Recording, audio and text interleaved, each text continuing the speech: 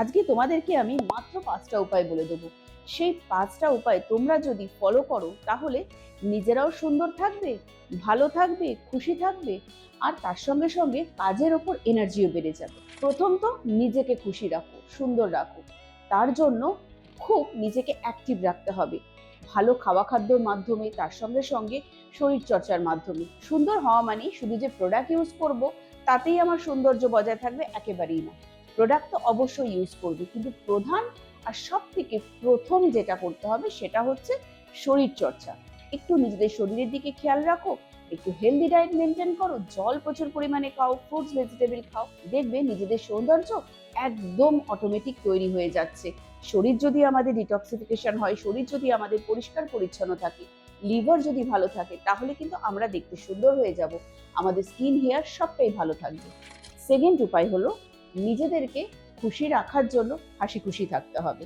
এটা না যে কোনো একটা কারণবশত নিজেরা মনমরা হয়ে বসে রয়েছে। দেখবে যত বেশি মনমরা হয়ে থাকবে, যত বেশি অখুশি থাকবে, তাহলে সেই জিনিসটার ওপরে আরো বেশি তোমাদের নজর পড়ে যাবে। যে খারাপ জিনিসটা ভেবে ভেবে তোমাদের কিন্তু মনটা খারাপ হয়ে যাচ্ছে, সেই খারাপ জিনিসটা তোমাদের মাথার মধ্যেই বসে যাবে, যেটা তোমাদের মধ্যে নেগেটিভিটি সঞ্চয় করছে। সেটা তোমরা কেন নেবে? তোমরা সেটাকে দূরে ঠেলে সরিয়ে দাও। 3 নম্বর উপায় হচ্ছে নিজেদের স্কিন কেয়ার করো একটা ন্যাচারাল পদ্ধতির মাধ্যমে। আমরা তো তোমাদের পাশেই রয়েছি, আর যতদিন না তোমাদের স্কিন হেয়ার ভালো থাকছে, তোমাদের কাছ থেকে কিন্তু আমরা সরে যাব না। তাই ধৈর্য, পেশেন্স নিয়ে নিজেদের স্কিন কেয়ার আমাদের দিক কুইনের হাত ধরে করে নাও। আমাদের এই কয়েকটা product day to night combo use করো, স্কিনকে সঠিক খাবার দাও, দেখবে স্কিন হয়ে যাবে ভীষণ উজ্জ্বল। এবার 4 নম্বর উপায় হচ্ছে, আমাদের যদি হেয়ার লস হয় তাহলে কিন্তু আমরা প্রচুর চিন্তা করি, মুঠো মুঠো হেয়ার ফল হচ্ছে, তখন আমরা চিন্তা করি, প্রচুর পরিমাণে ট্রিটমেন্ট করি, আর এই ট্রিটমেন্ট দিয়ে নিজেরা সুন্দর হয়ে যাব, নিজেদের হেয়ার গ্রোথ বাড়াবো। কিন্তু তোমরা কি এটা ভেবে দেখেছো যে এই ট্রিটমেন্ট করাতে করাতে যখন দেখবে তোমাদের হাতে কোনো না কোনো কারণে একটা সময় পয়সাটা না থাকবে, বা সেই সময়টুকুনির জন্য হয়তো তোমরা করাতে পারছো না, তখন কি হবে?